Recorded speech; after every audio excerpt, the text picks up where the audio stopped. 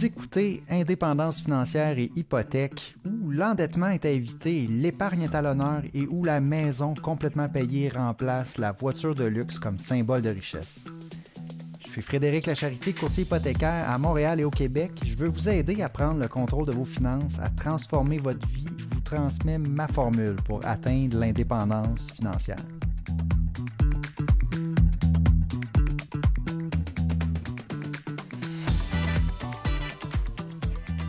Aujourd'hui, podcast numéro 73, le flambeur, construire sa base, sa forteresse de solitude. Donc, un épisode, vous ferez attention s'il y a des enfants qui écoutent en background, là, il va peut-être avoir du langage un peu cru parce que je vais faire jouer un extrait de film. Okay? L'épisode aujourd'hui, ça va tourner autour d'un extrait d'un film, le film Le Flambeur, un film de 2014 avec Mark Wahlberg et John Goodman. Tout de suite, je vais parler du film. Je vous mets en contexte. Mark Wahlberg, dans ce film-là, est un professeur d'université en littérature, mais il a une double vie parce que c'est aussi un gambler, un flambeur, d'où le titre du film. Ce personnage-là vient d'une famille aisée, c'est le petit-fils de la 17e fortune là, en Californie, mais il se retrouve pris dans les dettes. C'est un peu le thème du film, c'est un gambler, des problèmes de jeu. Là, on le voit au début du film, qui est en train de jouer au blackjack puis à la roulette, puis sa stratégie est assez simple. Il prend un gros montant d'argent, il le double jusqu'à temps qu'il perde. Au début, il part avec 10 000. Il gagne sa mise, il remporte un 10 000, donc il est rendu à 20 000. Ensuite, il gagne 40 000. Il prend son 40 000, se rend à 80 000 pour finalement perdre, ce qui arrive parce qu'on peut pas gagner comme ça infiniment quand on va jouer à la roulette, jouer au blackjack. C'est un petit peu moins qu'une chance sur deux de gagner. Éventuellement, ça nous rattrape puis on finit par perdre. Puis on dirait que sa stratégie, c'est un peu de faire ça jusqu'à temps qu'il perde tout. Puis là, il se retrouve avec beaucoup de dettes. L'idée du podcast aujourd'hui, c'est pas parler du jeu puis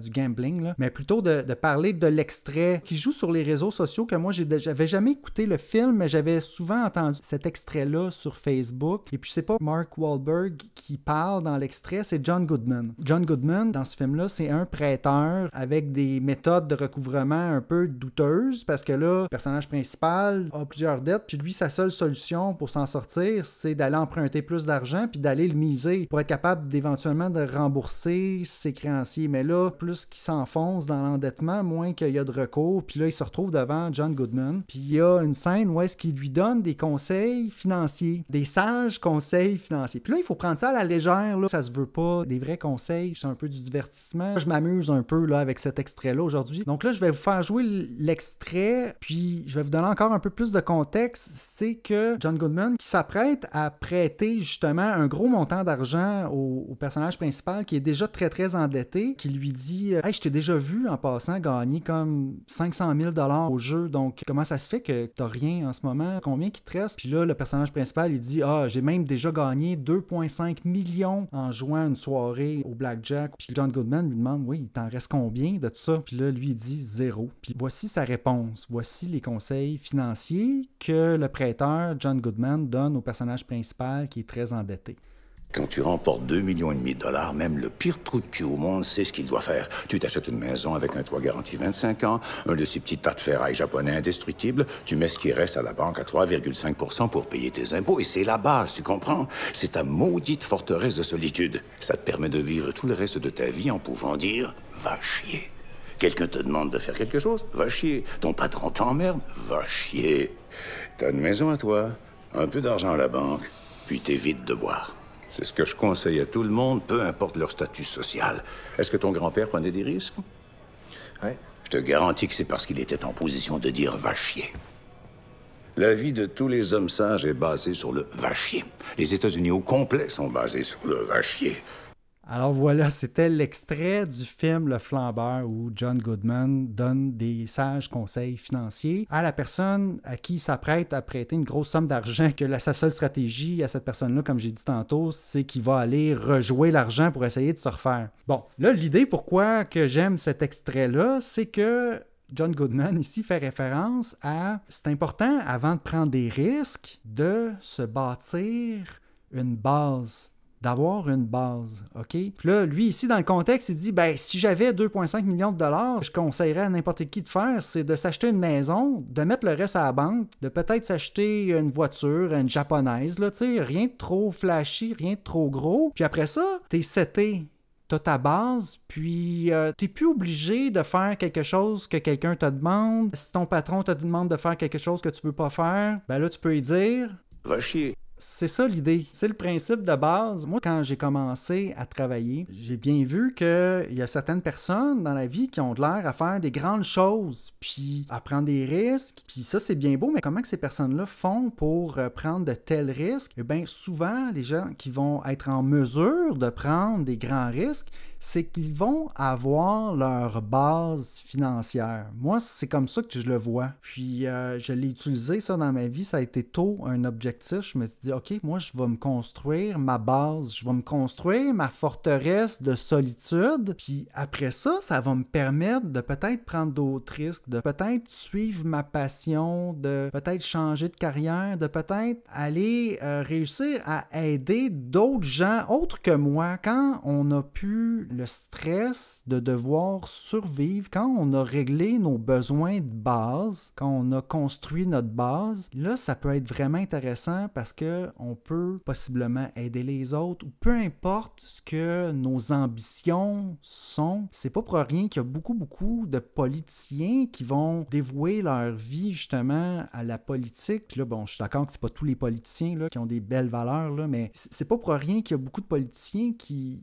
ont déjà accumulé, ils ont déjà une fortune en arrière d'eux, ils ont une base, puis une fois que tu as ça, une fois que tu n'as plus à penser à comment que tu vas manger, à comment que tu vas te loger, là tu peux réfléchir à d'autres choses peut-être plus intéressantes pour avoir une vie plus remplie, plus gratifiante, puis pouvoir aider les autres. Le cercle d'influence. Dans le livre Les 7 habitudes des gens extrêmement efficaces de Stephen Covey, c'est un livre qui date, je pense qu'il y a plus que 30 ans aujourd'hui, là. Mais c'est important de régler en premier sa situation de sa sécurité personnelle avant de pouvoir aider les autres. Il faut s'aider soi-même, il faut couvrir ses besoins de base, il faut couvrir sa famille, puis le fait d'accumuler sa base, d'avoir sa maison, d'avoir un peu d'argent en banque, d'avoir sa voiture, d'avoir assez pour couvrir le nécessaire, ça l'ouvre beaucoup de portes après ça à aller faire d'autres choses. Si on voit des gens prendre des grands risques, il ne faut pas oublier que probablement ils ont leur base. Donc nous,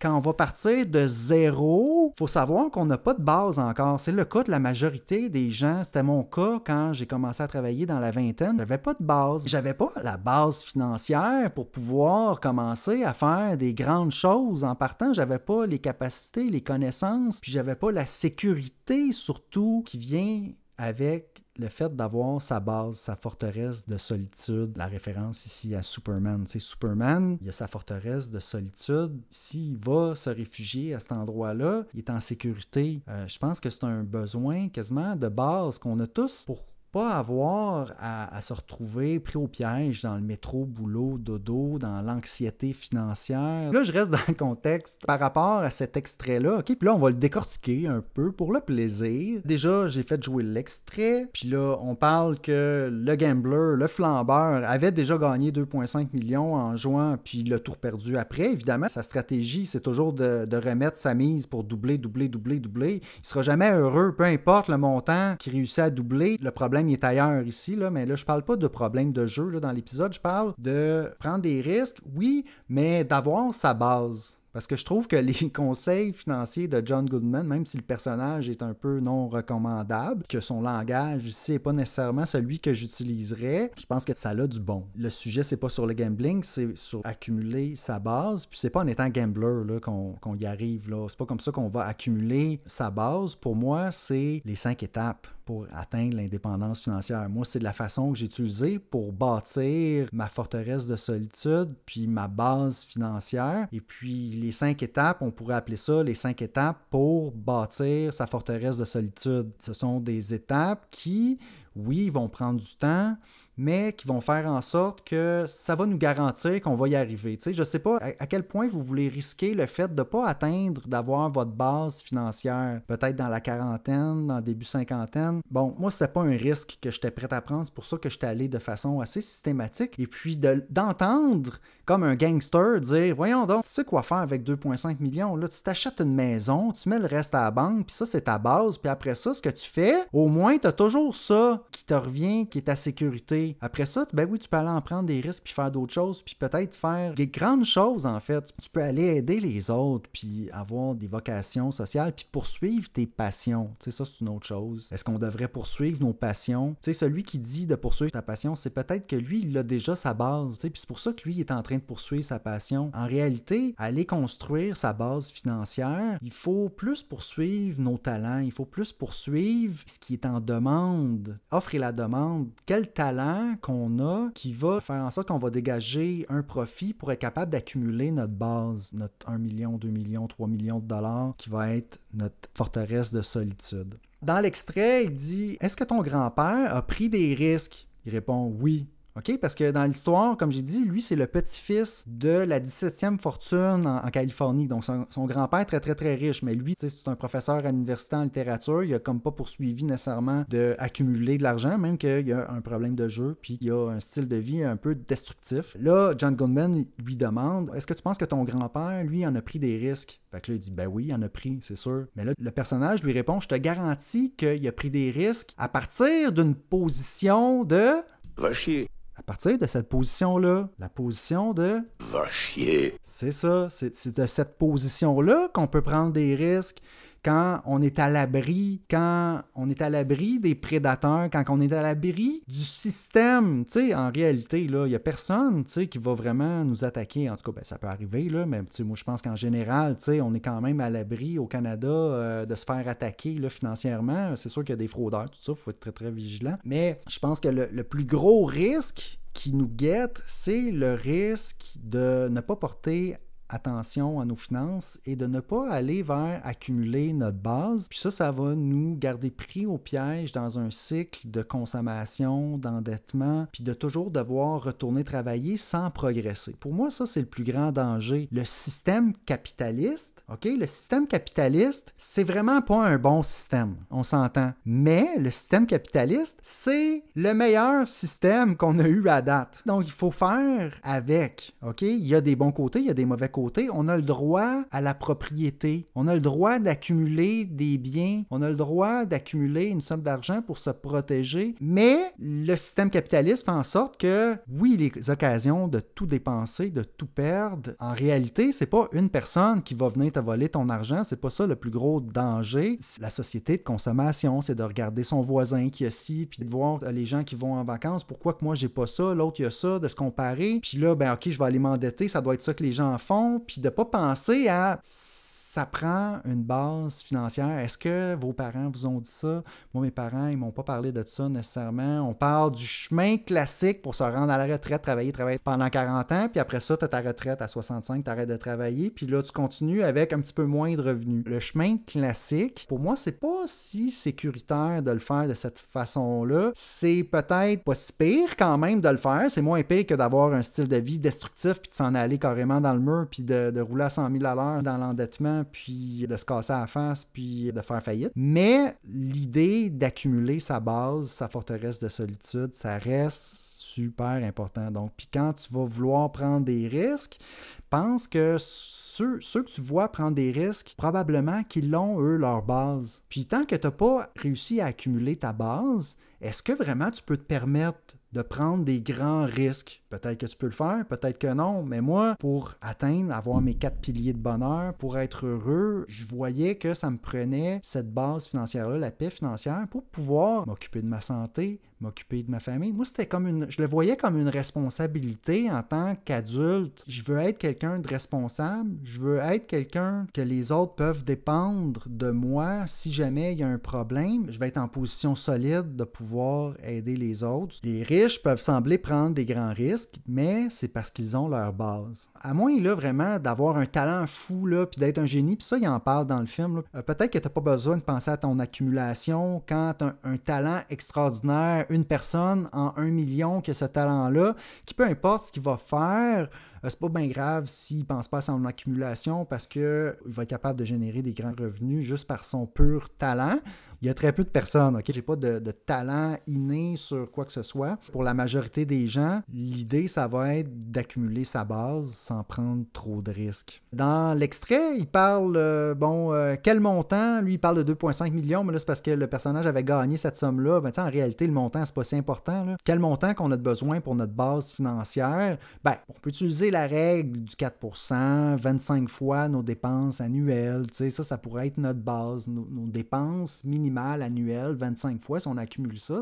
Ça veut dire que théoriquement, s'il nous arrive quelque chose, on est invalide, on veut prendre une année sabbatique, techniquement, notre capital va pouvoir payer nos dépenses, puis on est indépendant financièrement un peu, mais on peut, à une certaine mesure, l'être bien avant ça, que ce soit 20 fois les dépenses, 15 fois les dépenses. Moi, je n'ai pas attendu là, d'avoir nécessairement 25 fois mes dépenses annuelles pour faire un move là, de carrière puis faire d'autres choses. À un certain point, on sent que notre base est solide. Plus qu'on a de dette en passant par rapport à ce qu'on a comme actif, moins que notre base est solide en réalité parce que la dette, oui, souvent, ça peut sembler super sécuritaire. Mais là, des choses qui arrivent dans l'économie, les taux d'intérêt augmentent, puis on n'est pas à 100%. C'est pas comme sa maison. C'est pas comme avoir de l'argent en banque. Bon, ça, c'est le cas extrême en termes de sécurité. Évidemment qu'il faut investir, surtout si on veut l'accumuler, notre base. On va pas juste accumuler du cash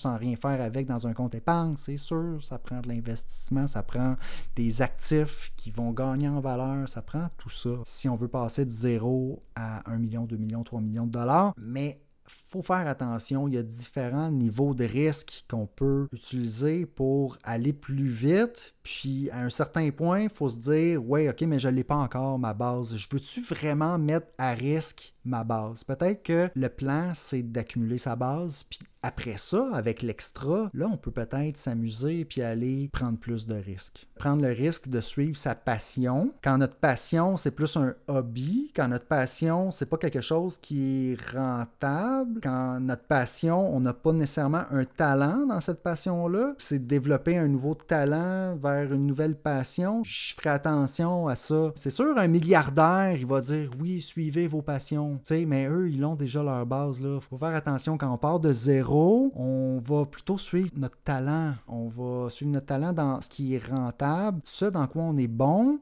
On va devenir potentiellement passionné par ça. Puis ça, c'est un meilleur chemin. Puis oui, une fois qu'on a accumulé notre base, là, on peut aller suivre nos passions. Parce qu'on est en sécurité. Donc, on parle d'allocation d'actifs un peu dans cet extrait-là aussi. L'allocation d'actifs, tu sais, il dit n'importe qui sait quoi faire avec 2,5 millions de dollars. Tu achètes une maison, une voiture, puis de l'argent placé. Puis là, en français, il disait en passant 3,5 %. De l'argent à la banque placé à 3,5 %. Puis en anglais, c'était de 3 à 5 %. Fait que la traduction ici, il y a quelque chose qui s'est perdu dans la traduction. Originalement, en anglais, c'était 3 à 5 % que tu places ton argent à la banque. C'est le rendement du capital passif sécuritaire, 3 à 5 %. Il y a tout plein de façons de le voir. Là. Ça, c'est-tu comme ce qui reste après l'inflation, si jamais tu le mets à 7-8 en réalité? C'est pas super important. Mais l'idée, c'est que notre base, elle n'est pas placée très à risque. Notre maison, elle peut fluctuer en valeur. Peut-être qu'il y a un crash de l'immobilier, mais en réalité, on va habiter dedans, donc c'est notre coût de loyer. Donc, ça reste sécuritaire. Une voiture japonaise, le personnage dit une voiture japonaise, c'est parce que les voitures japonaises, ils coûtent pas cher et ils sont fiables. Donc, c'est pour ça qu'il dit ça. C'est encore là, c'est le point de vue de la sécurité. Une voiture qui nous mène du point A au point B. Puis de l'argent à la banque placé pour payer l'impôt sur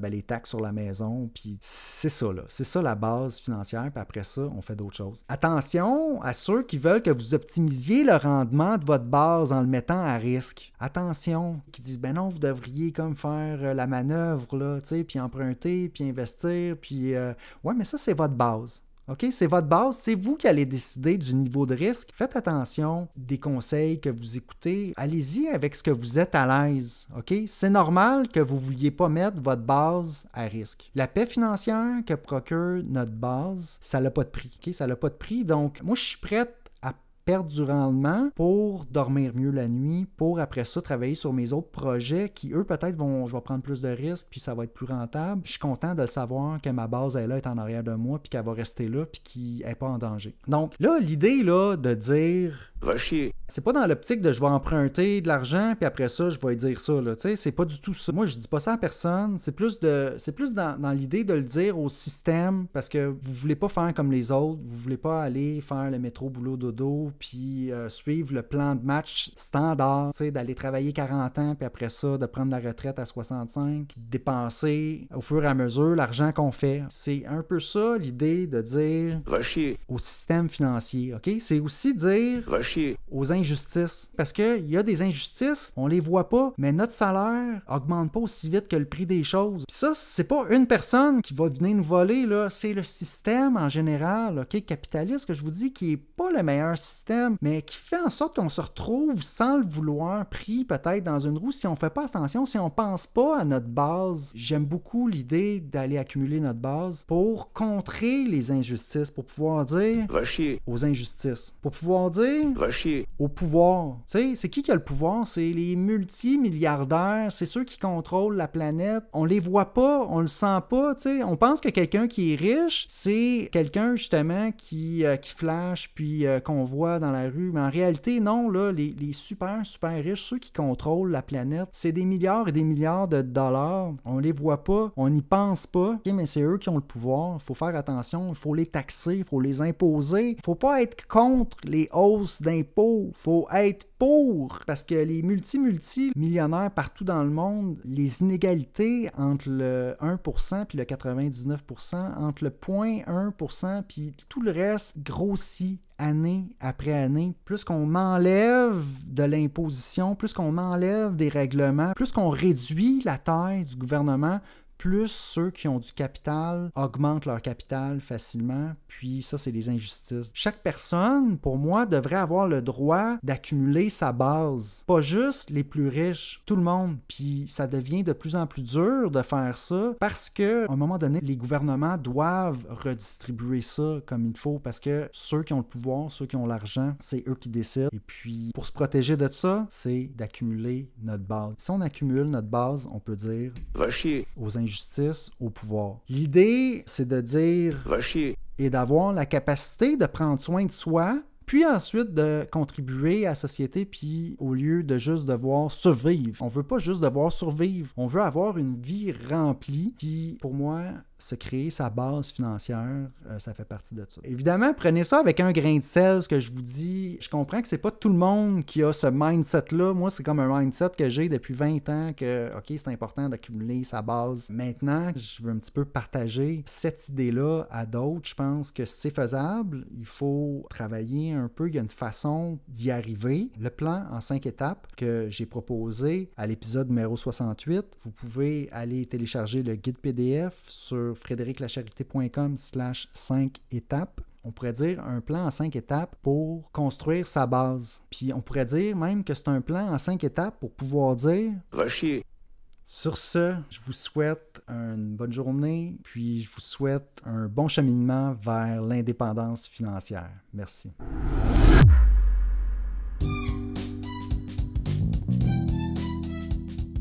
Alors, si vous avez apprécié l'émission, je vous invite à vous abonner.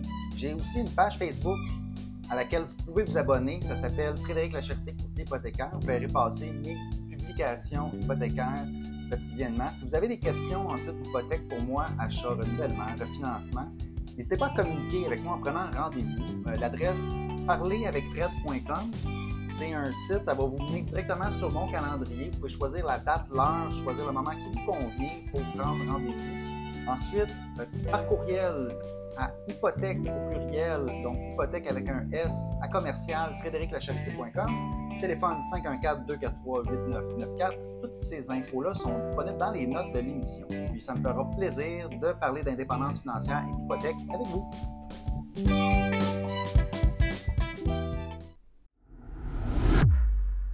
You get up $2.5 million. Any asshole in the world knows what to do. You get a house with a 25-year roof, an indestructible Jap economy shitbox. You put the rest into the system at 3 to 5% to pay your taxes, and that's your base. Get me? That's your fortress of fucking solitude. That puts you for the rest of your life at a level of fuck you. Somebody wants you to do something? Fuck you. Boss pisses you off? Fuck you. Own your house. Have a couple bucks in the bank. Don't drink. That's all I have to say to anybody at any social level. Did your grandfather take risks? Yes. I guarantee he did it from a position of fuck you. A wise man's life is based around fuck you. The United States of America is based on fuck you.